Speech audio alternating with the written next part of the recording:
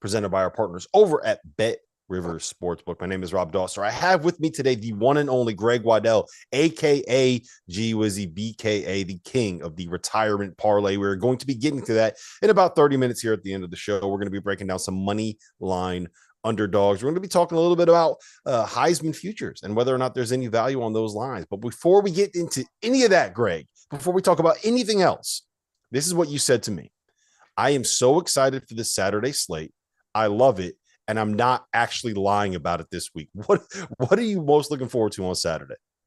I mean, the matchups, right? There's 2 top 10 matchups. There's a third top 15 matchup. There's like 100 different top 25 matchups. We're into the thick of the season where the good teams have to play each other. It's no longer just everybody's 6-0 and we have 11 different teams we could see make the college football playoff. Now they're going to start biting each other at the heels. Penn State-Michigan, Alabama, Tennessee, Oklahoma State-TCU. I mean, these are just great games to watch, let alone bet on. And to let the people out there know where my head is at right now, as soon as this show wraps, I'm going to go get an iced coffee. I'm going to go play 9 holes in 45-degree weather in Michigan. I'm going to come home. I'm going to sit my ass on the couch. I'm going to bet playoff baseball. And then I'm going to lock in for 24 hours of college football betting tomorrow. This is a profitable weekend, Dauster. Hey, look, I don't know about you. I need one of those. Okay. I need one of those. We 2 weeks ago, I was on the show and I told you that Illinois was going to be the money line underdog that you had to hit. It was plus 225. I hit that. I won, and I still found a way to lose money on that Saturday. Last Saturday, in my mind, I don't know if you feel this way, Greg. If you come anywhere near breaking even, like if you can sniff breaking even, that's a winning weekend, right?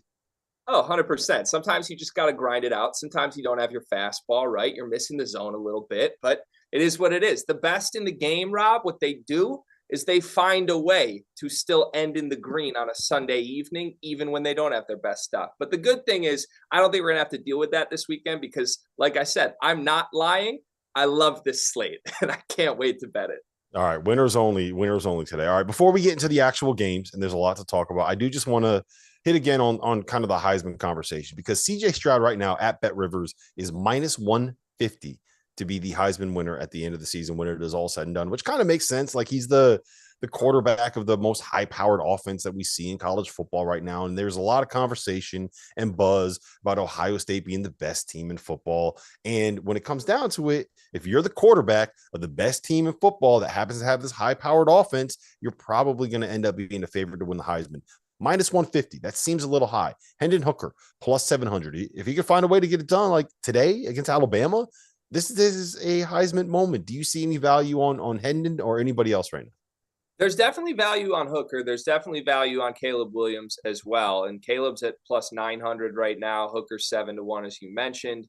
But I don't feel great telling anybody like, hey, don't bet on CJ Stroud right now, because the difference between CJ Stroud and the reason he's minus 150 in this group of elite quarterbacks at the top is that CJ Stroud just consistently in that system throws for 300 yards and 4 to 6 touchdowns every single game. Like that's how Ohio State wants to win. I'm not necessarily sure that's how Alabama or USC have to win, even if Bryce Young comes back healthy right now. Like they're just not going to put up the gaudy numbers that CJ Stroud does. Ohio State looks like the best team in the country right now. We've had them number 1 on the field of 12 rankings for the last 3 weeks.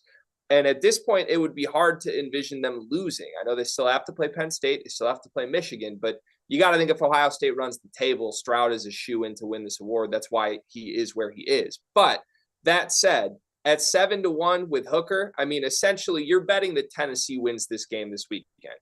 And if they do, which they're 7-point underdogs, and we're going to get to this game, Hooker's odds are going to skyrocket here. He's going to go from 7-1 to 2 to 3-1 immediately just off of Tennessee getting a win here. I think they're capable of doing that. More on that later, but it's worth a sprinkle if you think that's a realistic outcome to get him at 7-1 before that jumps. Yeah, so I may disagree with you on that point. We're going to get to that game second. We're going to open things up with Penn State at Michigan. The line right now is Michigan -7 at home. The total there is 50.5. Penn State, they're top 10. They're undefeated. They look really good. They also haven't beaten anybody of consequence. Yes, I know they went into Auburn and they won like 40-12 or whatever it was, right? Whatever. Auburn is not what we think Auburn normally is right now. But Michigan really hasn't done anything either. They've won at Iowa. They won, I think it was at Indiana, right? But they haven't really blown anyone away with the teams that they've beaten. It's been the performances more than the teams that they've actually beaten. So to me, this is the first real statement game that we have in the Big Ten this entire season. Where do you see it going? So I had to host After Dark last night. I shouldn't say had to. I got to host. I love hosting After Dark, but I had to sit through Christian Hackenberg and Clint Sterner basically telling me that Sean Clifford is the difference in this game.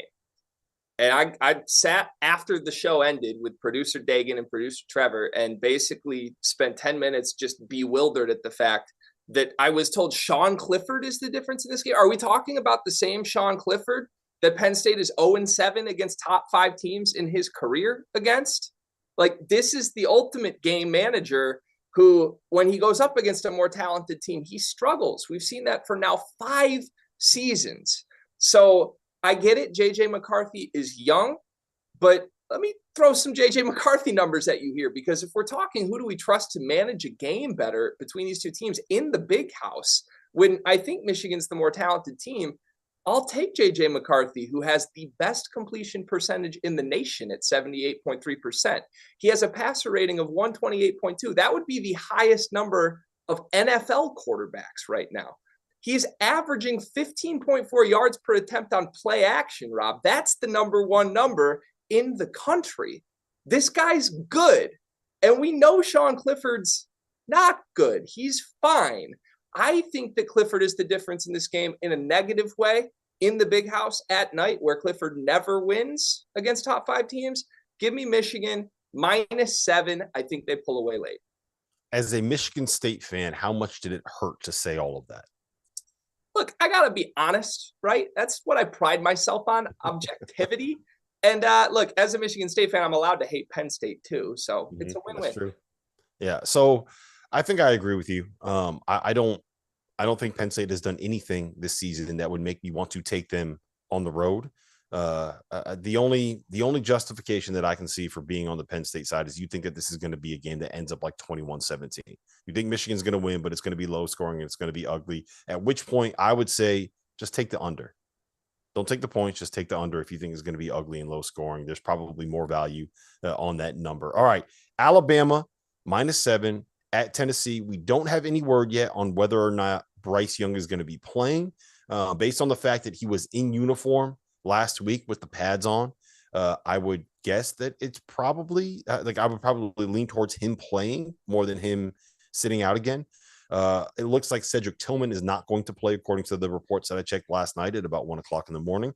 Bama has 3 of their next 4 on the road. Tennessee still has to play at Georgia, but right now, in this very moment, it feels like this is for kind of supremacy in the SEC, right? The team that we're all going to be hyped about, the team that we're all going to be talking about, where all the buzz is going to kind of build up to. We already talked about how important this is for Hendon Hooker's Heisman chances. Do you see any way that the Vols can get this done, Greg? Just quickly, so it is supremacy as far as that goes. This game is for the throne of the SEC right now, but it's not for the crown. Georgia still carries the crown. That's not changing until the season ends. However, Bama and Tennessee do look like the 2 better football teams right now after seeing Georgia be on the ropes to Kent State and follow that up with whatever the Missouri game was. It's not hard to say these 2 teams look like the best 2 teams in the SEC. However, even with Bryce Young, I want to just pose a question to you, Dauster. Are we sure this Alabama team is what they've been the last 8 years? Because I don't know that I see that. This team against Hudson Card needed some late game luck to come out of that game with a win. This team last week, of course, yes, without Bryce Young, was on the ropes to a Texas A&M team that's horrendous. Let's just call it what it is. Haynes King is not a good quarterback, and he had the ball in his hands at the 3-yard line to win the game. Like, I just don't know what to believe anymore. Smarter people than me are telling me that Alabama is just saving it. Like, Saban likes to get them in the trenches in a tough game. Well, he's doing it a lot, because in the last 2 seasons, Alabama has not won by more than 7, so 7 points or less, or a loss 8 times. Almost half their games in the last 2 seasons have been 1 score or less. That's not usual. Going back to 5 years before this, I mean, that only happened 8 times in 5 seasons. Now it's happening damn near half their games. Tennessee's really, really good. And Hendon Hooker is playing in this game. And they're hosting game day for the second time. It's going to be a crazy environment. 7's a key number. If it got to 6.5, I'd probably tell you to stay away. But at a full 1 score, or if you can even get it up to 7.5, I love this spot for Tennessee, and I think they can win this game. Here's what I will say about that. And the line is at +7 right now, a little bit more juice on the Tennessee side. How many times over the years have we said, yeah, you know what? Alabama's lost it. They're not Alabama anymore. Nick Saban figured it out. This Alabama team's overrated. They're missing this. They're missing that. They're missing this. And how many times over the years have we been like, you know what? This is the year for Tennessee. They're going to find a way to get it done. This is when they take that next step in the program. It just feels like the narratives are colliding to the point where Alabama just wins this game, right? Alabama goes in there and steamrolls Tennessee. It feels like that's kind of where these narratives lead to. Am I crazy in saying that? I don't think you're crazy, but I think they can win the game without comfortably covering. I don't see a blowout in this spot. If Bryce Young was 100%, no questions asked, maybe. Even then, I still think this would be a relatively close game. But I don't know how you can feel great betting Alabama in this spot, not knowing with that uncertainty with what Bryce Young is going to be. Even if he plays, I think he's going to feel the effects of that injury. That's not just 6 days and you're back to 100% injury. That's a lingering thing. So again, this comes down to, do you believe Tennessee's actually close to as good as we might hope they are right now? I really do think they are. I think Hendon Hooker's that good. I think this defense is that good. And I don't trust Alabama to the fullest extent the way I've seen them 6 seasons running to lay more than 7. Like 7's such a key number, Rob. Even if Alabama's up 2 scores, Tennessee can tie that up late and cover. And I like that. Yeah, just slide in the back door there, right? I think I'm probably staying away from this game. This might be the one where I just sit down and enjoy the fact that we have 2 top 6 teams going up against each other in a wild environment. Like Neyland Stadium is going to end up being. If anything, I think there's some value on the under if you don't think that Bryce Young is going to end up playing. I hate being the guy that says bet the under, right? But I feel like these 2 games, these 2 marquee showdowns that we have on Saturday are the under. Seems like there's a little bit of value there. All right, let's roll through some of these a little bit more quickly. Oklahoma State at TCU. Oklahoma State and TCU are both 2-0 in the Big 12. It looks like this could end up being a clash for maybe the 2 best teams in that conference. Maybe something close to a playoff spot on the line for the winner here. TCU is -4. The total there is 68.5. Where do you stand? What do you see? First of all, I think these are definitely the best 2 teams in the Big 12. I would have loved to say that Kansas was up there, but with the Jalen Daniels injury, it's just impossible, and my heart is broken about it. But I think both these football teams are very, very good. I think both are very, very capable of winning this game. And it scares me as someone who has sprinkled a future on Oklahoma State to win this conference before the season, that this game is at TCU. It feels like everybody wants to take Oklahoma State here. And that's always a terrifying thing. I'm still going to do it, though. I'm still going to take the 4 points for sure. And I'm also going to take Oklahoma State to win this game because I think their front 7 is legit, and it's something that TCU hasn't seen. They lead the Big 12 in sacks per game. They're the FBS leader in tackles per loss per game, and they've taken care of their business. 5-1 in 6 games, going back seasons past when both teams have been ranked. Oklahoma State has won those games, 5 of the last 6. I mean, they show up in the big spot. This is certainly a big spot, and I trust Spencer Sanders. I trust that team more than I trust TCU and Max Duggan.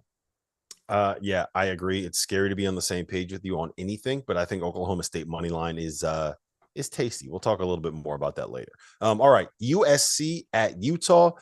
USC is getting 3.5 points in this spot against a 4-2 Utah team. Total there is 65. USC is 6-0, but they've struggled in their last 3 games against Oregon State and Arizona State and Wazoo.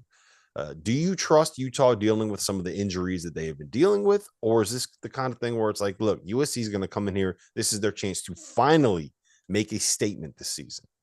I don't trust Utah at all. Whether it's due to injuries, whether it's not, I don't know. You guys can tell me on that. They're certainly hurt, so that's part of it. But look, I think that we all collectively, I say we because as a network here, we've put a lot of stock into Utah. We call them the biker gang. We talk about their toughness.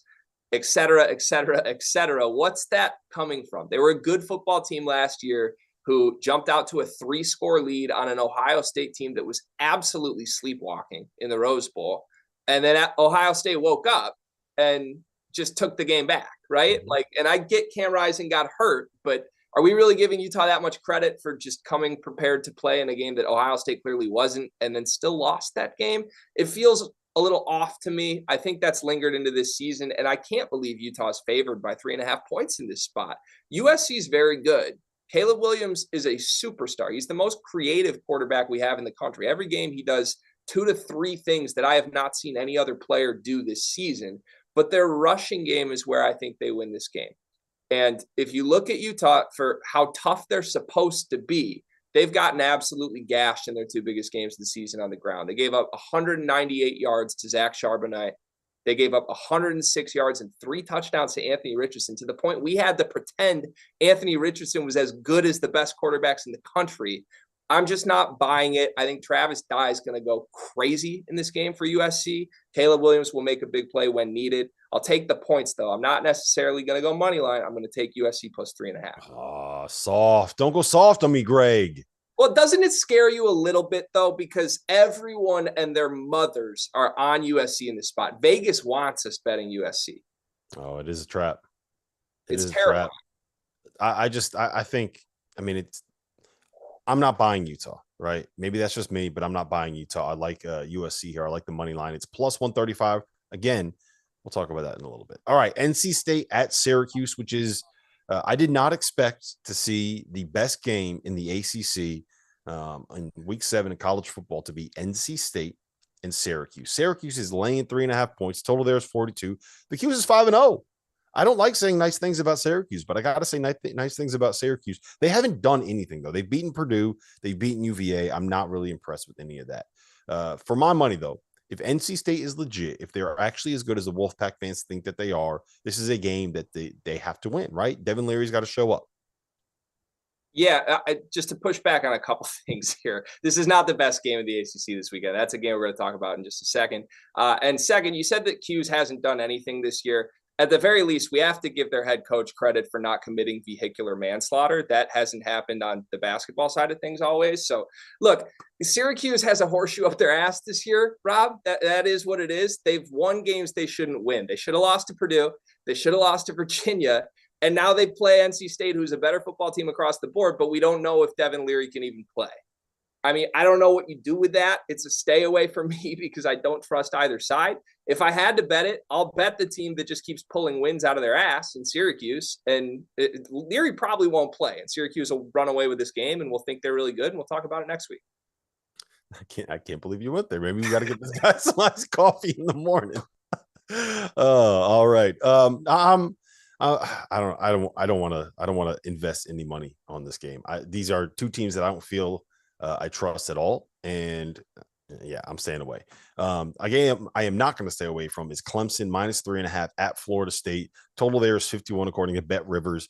Florida State's lost 2 in a row. It was against NC State. It was against Wake Forest at home, a couple of good teams. But it feels like right now this is Clemson and DJU peaking, right? They won at Wake Forest in the double overtime thriller. They beat NC State in a game where they kind of controlled that game from the jump, right? They blew out a BC team that is not as bad as typical BC teams are. And it feels like this is Clemson kind of coming into their own. And if they're coming into their own, then they're going into Tallahassee and they're winning this game. And it just, I would love for Florida State to be back. I want Florida State to be back. I think college football is better when Florida State is really, really good in a relevant football program. I just think Clemson's going to go in there and show them who the king of the ACC is. And look, I promise you, it does not feel comfortable to sit here and say, I like 4 road teams in the 4 biggest games of the day. I don't like where I'm sitting right now, but it's just, I do. I can't help it. It's the classic, like I talk about how much I love the slate and I'm on every single road team. That doesn't feel good at all. You're right. But there's reason to feel that way in this game, right? Clemson, I think, is back, if we can say that definitively. I mean, DJ's been great and he was the problem last year, right? Like if we wanted to point fingers and say why Clemson wasn't Clemson last year, it was because of the quarterback play. He's been really, really good this season. and they've won their big games because he's been really, really good this season. And I think Wake Forest is the second best team in the ACC. I think they showed that when they played Florida State and they won comfortably. And Clemson took care of that test. NC State, when Leary was healthy, Clemson took care of that test, right? Like Florida State has survived. Give them credit for that. The LSU game, I think, shifted the way we look at Florida State entirely. They shouldn't have won that game. If anybody's being honest, LSU should have just walked to a victory down the stretch of that game. It didn't happen. And now I think we've been convinced Florida State has some mystique to them because they pulled that game out. And look, last week, Jordan Travis essentially handed the game away when he threw just an insanely bad interception in the red zone at the end of the game. I don't trust anything about Florida State the way that I trust Clemson and DJ right now, which feels odd to say, but I think this could be a blowout. I really do. Clemson's the better team at every position. -3.5 doesn't scare me. Yeah, I don't know if it's going to be a blowout, but I do think that Clemson ends up winning by 10 points. I would not be surprised if it was a double-digit win. All right, a couple quick hitters that we got to get to. Wisconsin -8 at Michigan State. Total there's 49.5. It feels like who you're betting the biggest loser here, right? One team fired their head coach after a 34-10 loss to Illinois. Sorry, Trevor. And Michigan State has lost 4 straight games? Have they been competitive in any of those 4 games? You know, you got 1 pick six on the first drive of the game against Ohio State. And I think that was like the one good play the Spartans have had in a month? Look, you're the Michigan State fan. You're the Spartans expert here. Go green, go white. Where do you stand? I mean, it's go green, go white for sure, but it's said very sadly, very somberly right now. Look, I give Mel Tucker credit. Anytime anybody can rob a bank the way he did, I mean, you have to just be wowed by it, and he still is getting away with it. But I compared CJ Stroud's pick 6 to getting knocked out by a punch from Stevie Wonder. Like you should not throw a pick 6 to the Michigan State defense. And Stroud did. I don't know how that happened. I don't really give Michigan State credit for it, but at least it was fun. That was the most thrill I've had from Michigan State football in a month, Rob. Look, I'm going to sound crazy. This might be homery, but 8 points is a lot of points. And I don't like anything that's happening with Wisconsin right now. Obviously, they fired on all cylinders after firing Christ to blow out Northwestern, but Northwestern's horrible. I think they're more horrible than Michigan State is horrible, as crazy as that sounds. This is a homecoming game. There will be at least some juice at kickoff in that stadium. So I like Michigan State +8. Wisconsin's losing players right now, too. They've got offensive linemen that are transferring midseason. I think they're in danger of just to give it up, hang it up on the season type thing. I like the under here as well, 49.5. I mean, how can you not like the under there? Both these teams are bad. This is going to be ugly football. Michigan State +8 and the under. Yeah, I like the under there. I don't want to be on either side because I do think that there is legitimate reason to think that Wisconsin is a much better team on paper than Michigan State, and that having a new voice in that locker room has kind of re-energized some of the guys that are playing. I know that they're losing players, but they call it the new coach bounce, right? And I would not be surprised if that lasted to a second game. I don't want to be on either side, but it's Wisconsin, man. You can't bet an over on a Wisconsin game. You just can't do it. It's not allowed. It's illegal. When you start betting overs on Wisconsin, that's when they make you call 1-800-GAMBLER. Minnesota -6.5 at Illinois. Minnesota had all the momentum. It felt like a week ago, and then they lost Mo Ibrahim and they lost to Purdue. It looks like he's going to end up being back this week, but Illinois, they're 5-1. They won at Wisconsin. They beat Iowa in one of the ugliest football games that has ever been played. So, do you trust the Illini? They're at home. They're getting 6.5 points in a game where the total is 39. Yeah, look, I do trust the Illini when they're healthy is the key qualifier there, and they might not have their quarterback in this game. The latest is that his status is still up in the air, which is good news. Everybody sort of had mentally ruled him out for this game, and as of yesterday, hold on, we don't know. I think they're going to try and play him. That's just a gut feeling. I'm surprised this is 6.5. Which feels a little trappy to me. It's like they want you to take Illinois. Minnesota on a neutral field certainly is the better football team here if they're fully healthy. And I think they're fully healthy if they get the running back here. But it's still PJ Fleck, who any given game, he can shock you and steal a game where they're 20-point underdogs, but any given game, he can lose a game they're 14-point favorites. I don't know how you feel good about backing a PJ Fleck team to cover 6.5 on the road against a 5-1 football team ranked for the first time in like 11 years. I don't know. I think there's some juice in the stadium for this one. Even with the quarterback concerns, I'll take the 6.5 points, mostly because I need to back a home team here, and this is a good spot to pick one. Yeah, I'm going to hope it gets to 7. I want that half a point. I might even buy a half a point, but I think you want to be the side you want to be on is Illinois here.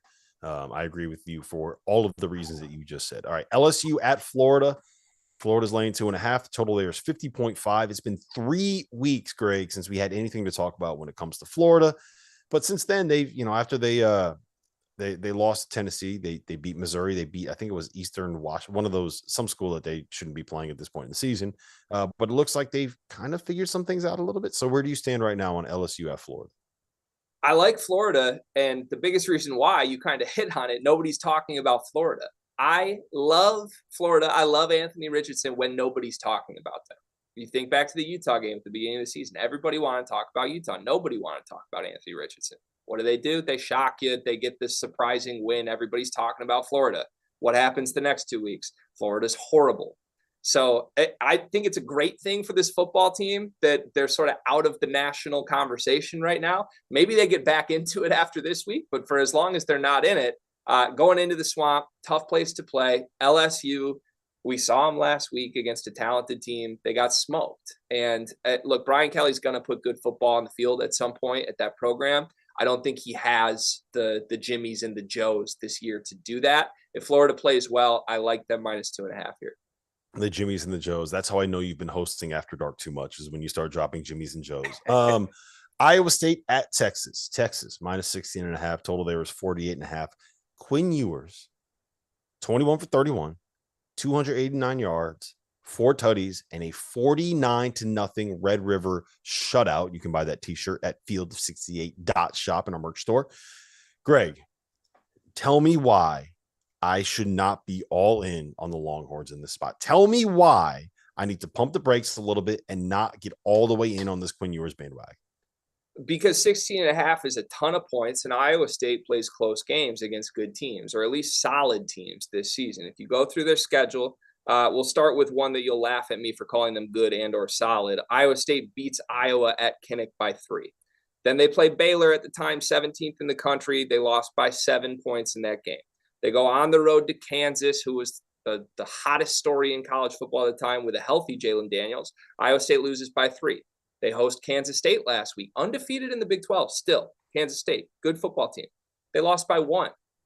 Iowa State plays close games. I don't think they're 16 points worse than Texas. I think this line is juiced up because of what Texas just did to Oklahoma. But again, newsflash, any team can do that to Oklahoma right now.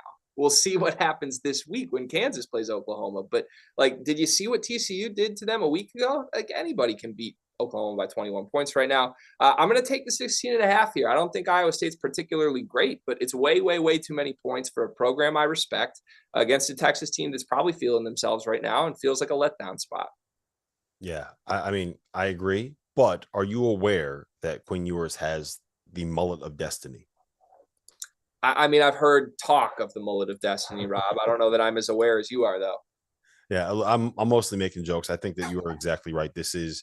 I love letdown spots, right? I love them, especially in college basketball. On the football side, it works as well. And this is the quintessential letdown spot. It'd be, you know what? The quintessential letdown spot would be if this was on the road, but it's at home. You just won the biggest game you've ever played against your biggest rival in the most embarrassing way possible. You had Trevor Knight leaving that game at halftime in tears, crying on the bus ride home. It just feels like this is a spot that I think Texas will win. If you want to throw them in your little retirement parlay, I think that it makes sense to get the money line there. But I do think that Iowa State makes this a game and it ends up being something like 21-17, right? Something ugly. All right. We'll get to moneyline underdogs in 1 second. But before we do, Greg, it is time for the retirement parlay. It's the moment everybody's been waiting for, Rob. I mean, I wouldn't blame you if you set alarms at this point for this. Look, have we won one this year? No. Is that going to continue? No chance. We're winning one before the season ends. I love the slate this week, and I love this parlay this week. 5 legs, Rob. In fact, I'm going to go a little different name. It is still the retirement parlay, but this is the basketball school parlay, Rob. $100 to win $24,276.28. Never forget the cents. Only 5 games. Kansas money line at Oklahoma. Oklahoma stinks. Anybody can beat them. Illinois money line at home against Minnesota. If the quarterback's healthy, love the spot. Michigan State money line at home against Wisconsin. Wisconsin players are dropping like flies. Homecoming game for the Spartans. Kentucky money line at home against Mississippi State. Levis is back. Kentucky's a good football team. Duke money line at home against North Carolina. Carolina always blows games they shouldn't. This is the classic Carolina letdown loss. 5 games, $100, $24,000 on the line. Tell me why that doesn't hit, Rob. Well, part of the reason is that you're back in Michigan State, and that's a little jab right there. No, I like it. I think it's savvy. If you want to throw a couple of other games in there, Jimmy Ott, shout out to Jimmy Ott. His money line underdog pick of the week was Duke plus 210. So he's on the same side as you there. But there's 2 other money line underdogs that I really, really like. We touched on them earlier. USC. I don't think we really need to elaborate on that too much. And Oklahoma State on the road, plus 150. USC is plus 135. Do you like either of those? Where else do you stand? I like both of those for the record. I'm with you on USC. You've talked me into betting money line just in the span of this show. I'm not going to be a wimp and only take the 3.5. Look, I'll put my money where my mouth is on one game and one game only this week, Rob. Tennessee's going to beat Alabama. I see it. I see it coming. I don't think Bryce Young is healthy. I think Tennessee is fantastic, and I think Hendon Hooker is going to be the talk of the Heisman conversation as soon as next Monday. And I'm going to have to make all the graphics, and I've already got them made because I think Tennessee wins this football game. You already made the graphics. I have made 2 Hendon Hooker Heisman graphics in pursuit of Tennessee winning this game. Oh, I love it, man. You're putting the cart before the horse, but there's nothing better than putting the cart before the horse. All right, what is your favorite play of the week? Is it Tennessee? Tennessee plus the points is my favorite play of the week, yeah. If you can get it up to 7.5, I got it 7.5 early this week. I would recommend buying a point at this point. Why not? They're not losing by more than 7. They're a good football team. Yeah, so I love Clemson minus 3.5. It just that's I think that they steamroll them, man. I think that this is a statement. I've said statement game a lot, but it feels like this is a chance for kind of DJU to stamp his certification on this season and this team and this performance. So great. You know what else real quick? It's not just a statement game for a lot of teams this week. It's a statement week for you and I, Rob. We are aligned on too many games this week. I don't think either of us feel good. The week or the season has not gone how we expected it to at this point. But we're both looking the camera dead in the eyes saying we love the slate. That iced coffee's waiting for me right now. All right, let me ask you this. I'm trying to be confident, right? Life is confidence, right, Greg? I want to go into this week being confident. I cannot go into this week being confident because I've been scarred. I've been broken. I've been hurt before by the gambling gods. What can I do? I have 26 hours now. 26 hours before we get kickoff in Penn State and Michigan, right? That's when it really starts for the college football weekend. What can I do to appease the gambling gods? How do I make a sacrifice? Do I need to dump out Greg's iced coffee? Do I need to go to Dunkin' Donuts right now and buy an iced mocha and throw it against the wall and sacrifice it for the good of the gambling? How do I do this? How do I fix it? Not at all. I'll tell you exactly what you got to do, Rob. And it's exactly what I'm going to do. Like I said, I have my routine. I've got 3 things I'm doing today. I'm getting an iced coffee. I'm going to play 9 holes at my home course. And then I'm locking in on Philly's money line in the afternoon because that's what a good bettor does. They find some value and they make bets. Okay. You need to find peace, Rob. That's what you need to do in your life. You need to find wherever that peace comes for you. Where are you most happy? Where are you most comfortable? Find your comfort zone. Pick 3 activities that play into that this afternoon. Go get something to eat. Get a favorite food. Get a comfort food. Go find somewhere where you can tune out the entire world, forget about everything I'm telling you, and find your meditation, and then find one play you love to get you your appetizer before tomorrow, Rob. If you do those 3 things and you and I lock in, maybe I get a phone call from Rob Dauster around 10 a.m. tomorrow on a Saturday, we're going to be in a good spot. I'm ready. You said Philly's money line? Philly's money line, baby. Let's go. We're off and running. Let's get us still going. This has been the Field of 12. I almost said Field of 68. The Field of 12's Week 7 Best Bet Show for Greg Waddell, a.k.a. G Wizzy, BKA, the king of the Retirement Parlay. My name has been Rob Dauster. Shout out